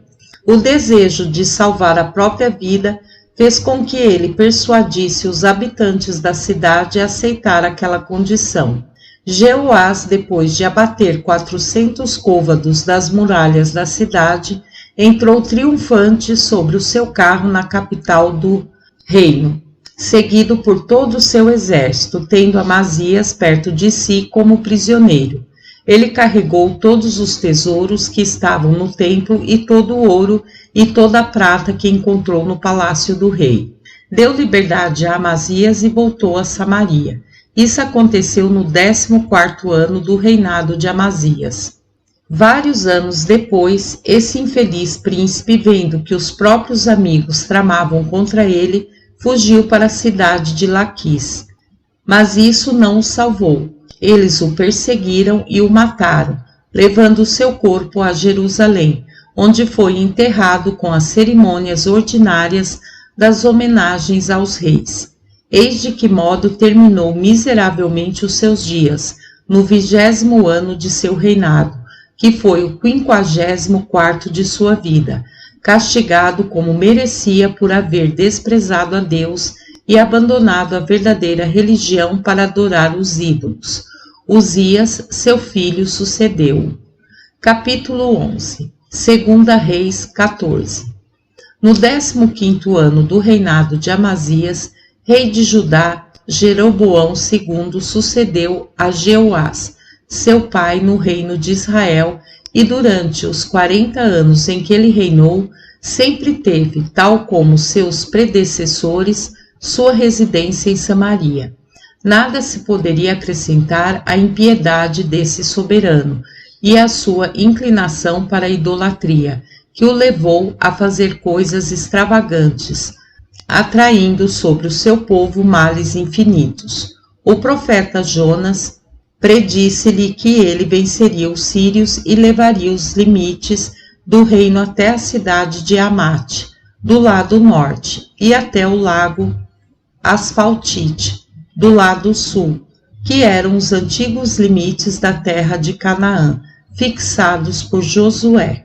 Jeroboão II, animado por essa profecia, declarou guerra aos sírios e conquistou todo o país, conforme Jonas havia predito, do qual se tornaria senhor. Como prometi narrar sincera e fielmente tudo o que está escrito nos livros santos, não devo passar em silêncio o que eles referem acerca desse profeta. Deus ordenou a Jonas que fosse anunciar aos habitantes de Nínive, grande e poderosa cidade, que o império da Assíria, de que era capital, seria destruído. Essa ordem pareceu-lhe perigosa a ponto de ele decidir não a executar, como se pudesse esconder-se dos olhos de Deus. Ele embarcou em Jope, a fim de fugir para a Cilícia. Porém se levantou uma tão grande tempestade que o piloto do barco e os marinheiros, vendo-se em perigo de naufragar, faziam votos pela sua salvação. Jonas era o único que, retirado a um canto e coberto com a sua capa, não imitava o exemplo deles. A tempestade crescia cada vez mais, e eles imaginaram logo que alguém dentre eles atraíra aquela infelicidade. Para saber quem era, tiraram a sorte e ela caiu sobre o profeta. Perguntaram-lhe quem ele era e que motivos o levavam a empreender aquela viagem. Ele respondeu que era hebreu e profeta do Deus Todo-Poderoso, e se queriam evitar o perigo de que estavam ameaçados, teriam de lançá-lo ao mar, porque era o único culpado. De início não quiseram fazê-lo, pois julgavam desumanidade atirá-lo às águas, expondo assim a uma morte certa um estrangeiro que lhes havia confiado a vida. Quando se viram prestes a morrer, todavia o desejo de salvar as próprias vidas e a insistência do profeta fizeram-nos decidir lançá-lo ao mar. No mesmo instante a tempestade cessou. Disse que um grande peixe o engoliu e depois de ele ter passado 3 dias em seu ventre, ele o restituiu vivo e sem ferimento algum à praia do Ponto Euzimo, de onde ele partiu para Nínive, depois de pedir perdão a Deus, e anunciou ao povo que eles perderiam bem depressa o império da Ásia. Segunda Reis 14 e 15. Voltemos agora a Jeroboão II, rei de Israel. Ele morreu depois de reinar feliz durante 40 anos e foi enterrado em Samaria. Zacarias, seu filho, sucedeu-o. Uzias, do mesmo modo, no 4º ano do reinado de Jeroboão II, sucedeu a Amazias no reino de Judá. Nasceu este de Jecolias, mulher de Amazias. Ela era de Jerusalém. Segunda Crônicas 26. O rei Urias tinha tanta bondade e amor pela justiça e era tão corajoso e previdente que essas excelentes qualidades unidas levaram-no a realizar grandes empreendimentos. Venceu os filisteus e tomou-lhes muitas cidades, entre as quais Gate e Jabiné, da qual abateu as muralhas. Atacou os árabes vizinhos do Egito e construiu uma cidade perto do Mar Vermelho, onde deixou uma forte guarnição. Ele também subjugou os amonitas, tornando-os tributários. Reduziu ao seu domínio todos os países que se estendem até o Egito, e empregou em seguida todo o seu cuidado na restauração e fortificação de Jerusalém. Mandou consertar e refazer as muralhas, que estavam em muito mau estado, pela incúria de seus predecessores, inclusive aquele espaço de 400 côvados que Joás, rei de Israel, mandara derrubar ao entrar triunfante na cidade. Após aprisionar o rei Amazias, mandou também reedificar várias torres com altura de 150 côvados e construiu fortificações nos lugares mais afastados da cidade. Fez ainda vários aquedutos. Ele criava um número enorme de cavalos e de gado, porque a região é rica em pastagens. Como amava muito a agricultura, mandou plantar uma grande quantidade de árvores frutíferas e toda espécie de plantas. Mantinha 370.000 soldados, todos escolhidos, armados com espadas, arcos, fundas, escudos e couraças de bronze, distribuídos em regimentos e comandados por 2.000 bons oficiais. Mandou também fazer uma grande quantidade de máquinas de atirar pedras e dardos, grandes ganchos e instrumentos semelhantes, próprios para os ataques e as guerras.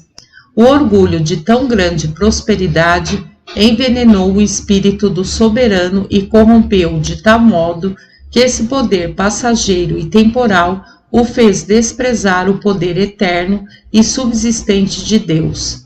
Não observou mais as suas santas leis, e em vez de continuar a praticar a virtude, procedeu à imitação do pai na impiedade, entregando-se ao crime. Assim, os seus felizes empreendimentos e a glória de tantas ações beneméritas só serviram para destruí-lo e para fazer ver o quanto é difícil aos homens conservar a moderação na prosperidade. No dia de uma festa solene, ele revestiu-se dos paramentos sacerdotais e entrou no templo para oferecer a Deus as incensações no altar de ouro. O sumo sacerdote Azarias, acompanhado por 80 sacerdotes, correu e disse-lhe que aquilo não era permitido. Proibiu-lhe passar além e ordenou que saísse para não irritar a Deus com aquele incrível sacrilégio. Uzias ficou de tal modo encolerizado que o ameaçou de morte, bem como a todos os outros sacerdotes, se não permitisse que ele fizesse o que desejava. Mal pronunciou essas palavras, sentiu-se um terrível tremor de terra. O alto do templo abriu-se, e um raio de sol feriu o ímpio rei no rosto. No mesmo instante ele ficou coberto de lepra. O mesmo tremor de terra dividiu também em dois, num lugar próximo da cidade de nome Heroge, o monte que está voltado para o ocidente, do qual uma metade foi levada a 4 estádios dali, contra outro monte, que está voltado para o levante, o que barrou toda a estrada principal e cobriu de terra os jardins do rei. Os sacerdotes, vendo o rei coberto de lepra, imaginaram facilmente a causa. Disseram que aquele castigo era um sinal visível da justiça de Deus e ordenaram que ele saísse da cidade. A sua extrema confusão tirou-lhe a ousadia de resistir, e ele obedeceu. Assim foi castigado pela sua impiedade para com Deus e pela temeridade que o levara a se elevar acima da sua condição humana. Ele passou algum tempo fora da cidade, onde viveu como um homem qualquer, enquanto Jotão, seu filho, dirigia os destinos da nação. Urias morreu de desgosto por ver-se reduzido àquele estado. Tinha 68 anos, dos quais reinara 52. Foi enterrado em seus jardins em um sepulcro separado, e Jotão sucedeu-o. 2 Reis 15. Quanto a Zacarias, rei de Israel, ele reinava havia apenas 6 meses, quando Salum, filho de Jabes, assassinou e usurpou o trono. mas Salum desfrutou somente um mês do governo que tão grande crime lhe ortogara. Menahem, general do exército, que então estava na cidade de Tirsa, marchou com todas as suas forças para Samaria, combateu-o, venceu-o e o matou. Por sua conta, pôs a coroa na própria cabeça e voltou a Tirsa com o exército vitorioso.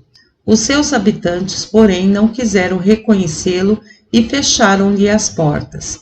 Então ele devastou toda a área, tomou a cidade à força e matou todos os seus habitantes, não poupando nem mesmo as crianças. Desse modo foi cruel contra a sua própria nação, tanto que não se teria coragem de agir assim nem mesmo para com os bárbaros. E ele não procedeu com maior humanidade durante os 10 anos de seu reinado em Israel. Pul, rei da Assíria, declarou-lhe guerra, e ele, não se sentindo bastante forte para resistir, deu-lhe 1000 talentos de dinheiro para conservar a paz. Exigiu em seguida a mesma quantia do povo, por uma imposição de 50 dracmas por cabeça. Morreu logo depois e foi enterrado em Samaria. Pecaías, seu filho, sucedeu, e não herdou menos a sua crueldade que o trono, porém reinou somente 2 anos. Peca, filho de Remalias, chefe de campo de um regimento de 1000 homens, matou-o à traição num banquete com vários outros de seus familiares. Ele apoderou-se do trono e reinou 20 anos, sem que se possa dizer se ele era mais ímpio ou mais injusto. Tiglat-Pileser, rei da Assíria, fez-lhe guerra, apoderou-se de toda a área de Gileade, de toda a região que está além do Jordão, e daquela parte da Galiléia próxima de Quedes, e de Azor, aprisionou todos os habitantes e levou os escravos para o seu reino. 2 Crônicas 27. Jotão, filho de Uzias, rei de Judá e de Jerusa, que era de Jerusalém, reinava nessa época. Nenhuma virtude faltava a esse príncipe, pois ele foi tanto religioso para com Deus, quanto justo para com os homens. Tomou grande cuidado em restaurar e embelezar essa grande cidade. Mandou refazer o átrio e as portas do templo e reerguer uma parte das muralhas que havia caído. A isso acrescentou torres grandes e fortes e eliminou todas as desordens do reino. Venceu os amonitas e impôs-lhes um tributo de 100 talentos, 10.000 medidas de trigo e outras tantas de cevada por ano.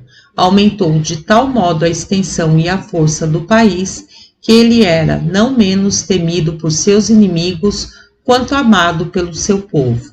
Durante o seu reinado, um profeta de nome Naum predisse a ruína do império da Assíria e a destruição de Nínive.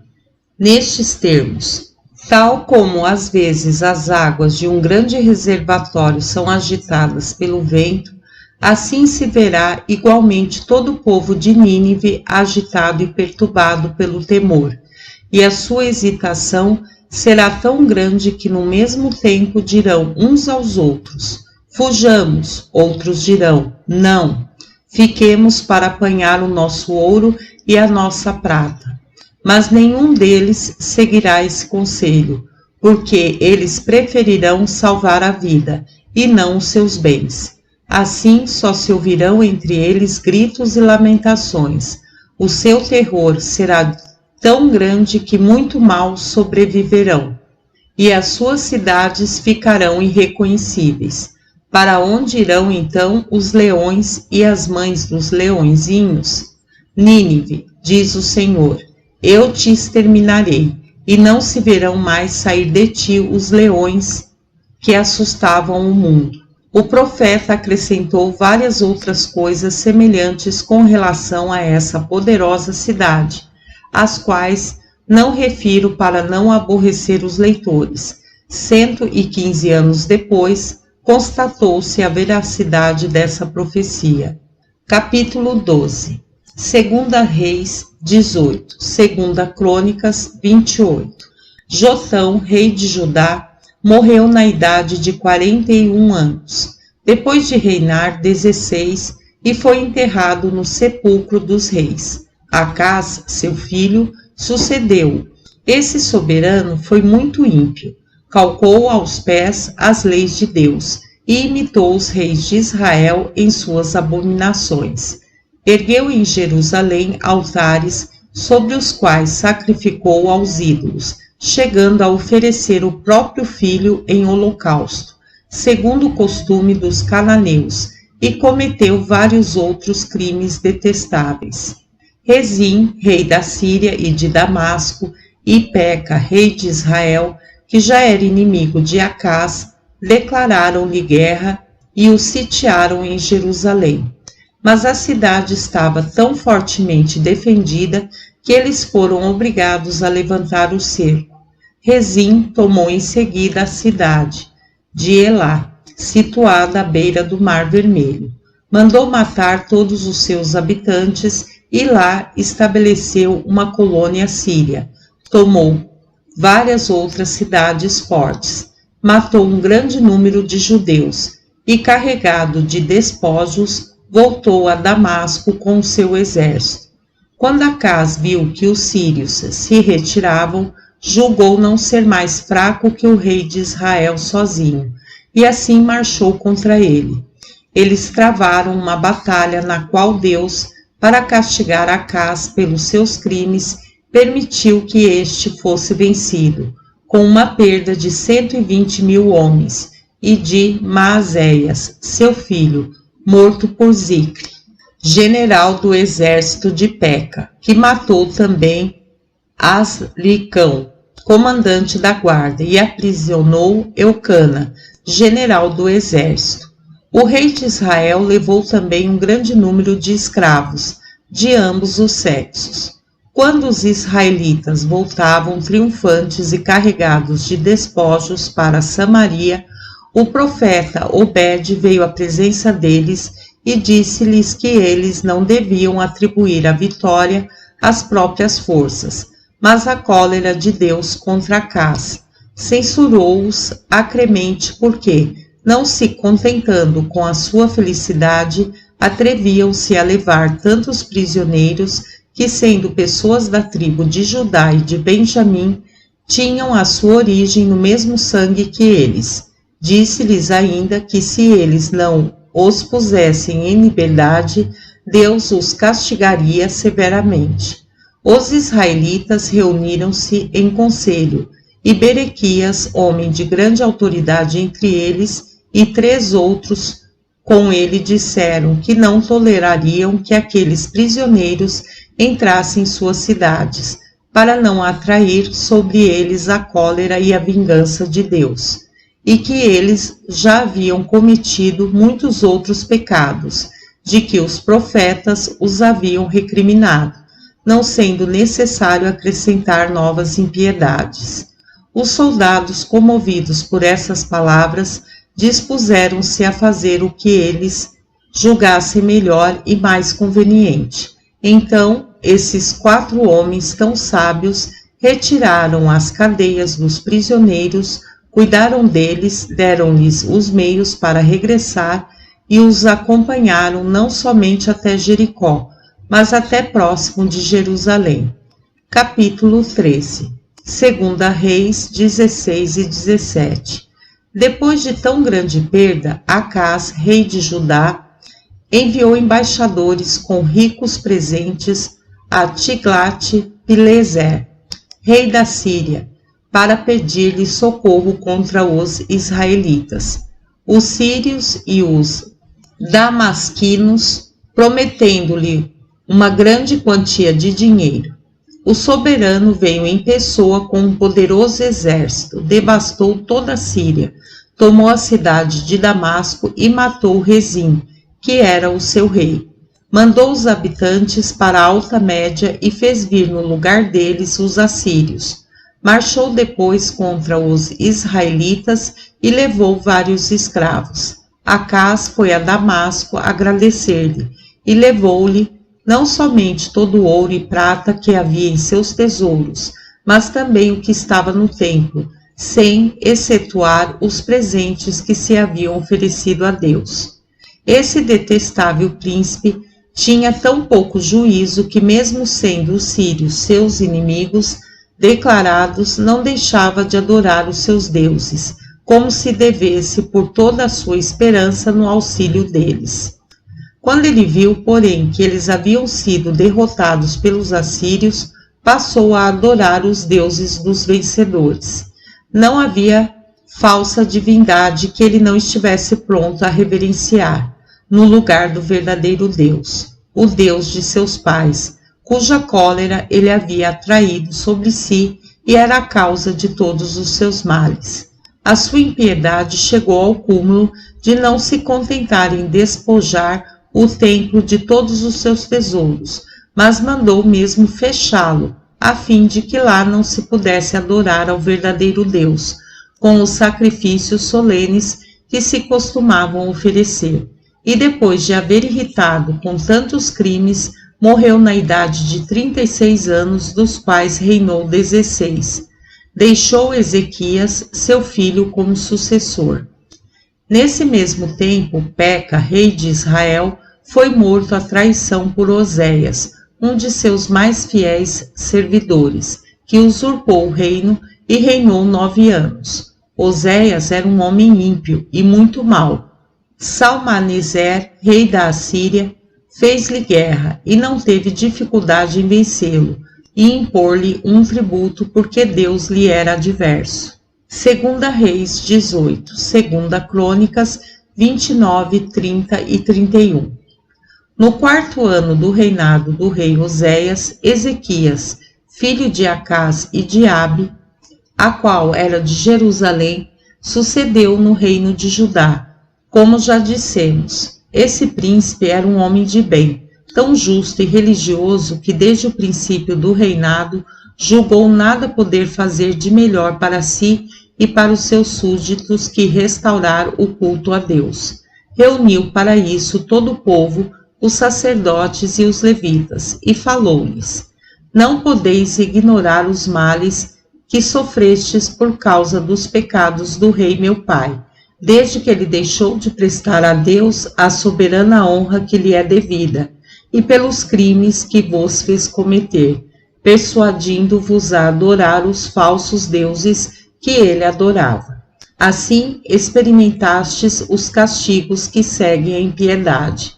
Exorto-vos a renunciar a tudo isso, a purificar as vossas almas da sordidez que as desonra, e a vos unirdes aos sacerdotes e aos levitas para abrirmos o templo do Senhor, purificá-lo com solenes sacrifícios e restaurá-lo à sua primitiva magnificência, pois é o meio de aplacarmos a cólera de Deus e de torná-lo novamente favorável a nós.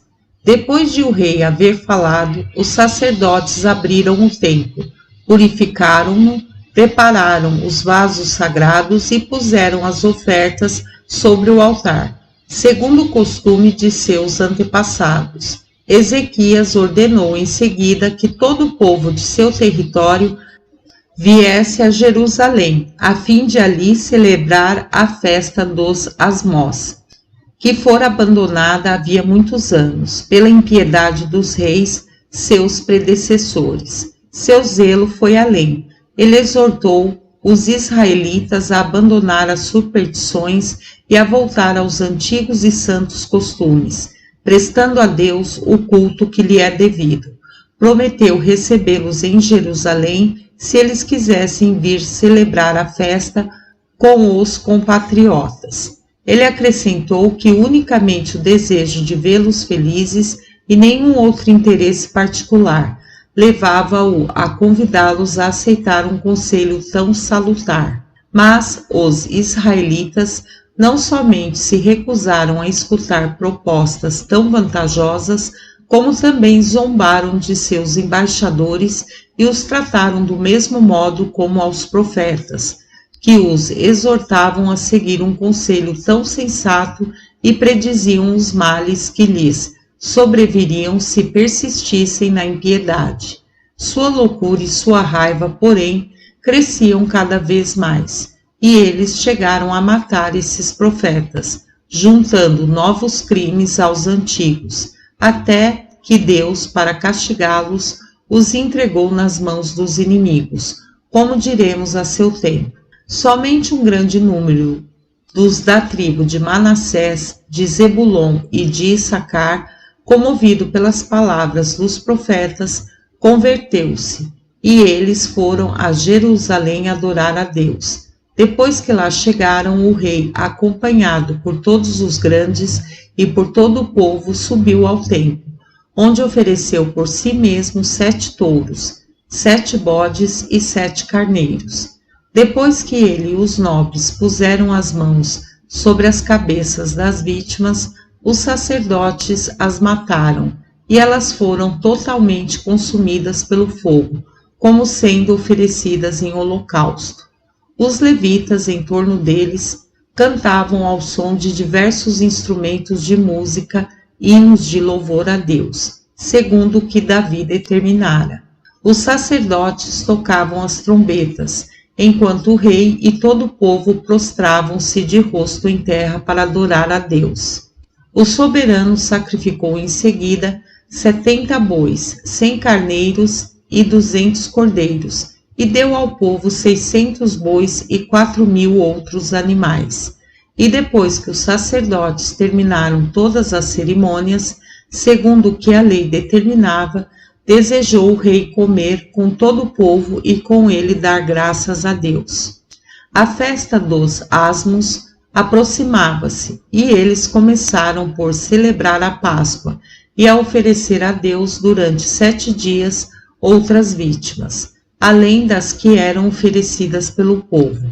O rei ofereceu 2.000 touros e 7.000 outros animais. Os nobres, para imitá-lo, em sua liberalidade, deram também 1.000 touros e 1.040 outros animais.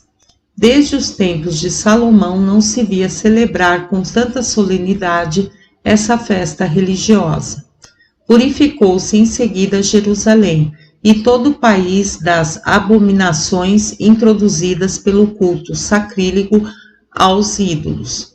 O rei desejou dar, ele mesmo, do que lhe pertencia, as vítimas necessárias para se oferecer todos os dias os sacrifícios instituídos pela lei. Determinou que o povo pagasse aos sacerdotes e aos levitas as décimas e as primícias dos frutos, a fim de que eles tivessem meios de se dedicar inteiramente ao serviço de Deus, e mandou construir para eles lugares apropriados para receber o que era dado às suas mulheres e filhos. Assim, a antiga ordem no que se referia ao culto a Deus foi completamente restabelecida. Depois que esse sábio e religioso soberano realizou todas essas coisas, declarou guerra aos filisteus, venceu-os e tornou-se senhor de todas as cidades desde Gaza até Gate. O rei da Assíria ameaçou destruir-lhe o país se ele não pagasse o tributo que seu pai estava acostumado a pagar. Mas a confiança que a sua piedade o fazia ter em Deus e a fé que ele prestava às predições do profeta Isaías, que o instruía particularmente a respeito do que devia suceder, o fez desprezar essas ameaças. Capítulo 14, 2 Reis 17. Salmaneser, rei da Síria, tendo sabido que Oséias, rei de Israel, enviara secretamente embaixadores ao rei do Egito para convidá-lo a tomar parte numa aliança contra ele, marchou com um grande exército para Samaria, no 7º ano do reinado desse soberano. Depois de um cerco de 3 anos, apoderou-se da cidade no 9º ano do reinado desse príncipe e no 7º ano do reinado de Ezequias, rei de Judá. Salmaneser aprisionou Oséias, destruiu inteiramente o reino de Israel e levou todo o povo como escravo para a Média e para a Pérsia. Mandou a Samaria e a todos os outros lugares do reino de Israel colônias de chuteenses que são povos de uma província da Pérsia, e têm esse nome por causa do rio Chute, ao longo do qual habitam. Foi assim que as 10 tribos que compunham o reino de Israel foram expulsas de seu país, 947 anos depois que os seus antepassados o haviam conquistado pela força das armas após a saída do Egito, 800 anos depois da dominação de Josué e 240 anos, 7 meses e 7 dias depois que eles se revoltaram contra Roboão, neto de Davi, para tomar o partido de Jeroboão, seu súdito, reconhecendo-o como rei. Foi assim que aquele povo infeliz foi castigado por desprezar tanto a lei de Deus quanto a voz dos profetas, que tantas vezes haviam predito as desgraças em que eles cairiam se continuassem na impiedade. Jeroboão foi o seu ímpio e infeliz autor, quando, ao subir ao trono, levou o povo pelo seu exemplo à idolatria e atraiu contra si a cólera de Deus, que o castigou como merecia. O rei da Assíria fez então sentir o peso de suas armas a Síria e a Fenícia.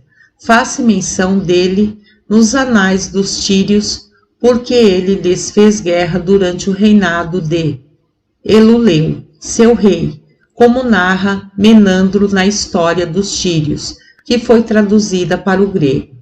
Eis como ele fala: Eluleu reinou 36 anos, e os giteenses revoltaram-se, e ele partiu contra eles com uma esquadra e os reduziu à sua obediência.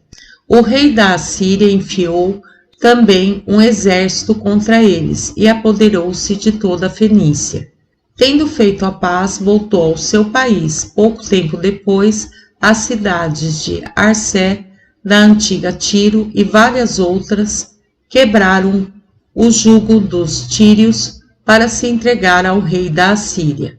Como os tírios eram os únicos que não se queriam submeter a ele, enviou contra eles 60 navios que os fenícios haviam equipado e nos quais havia 800 remadores. Os tírios foram com 12 navios ao encontro dessa frota.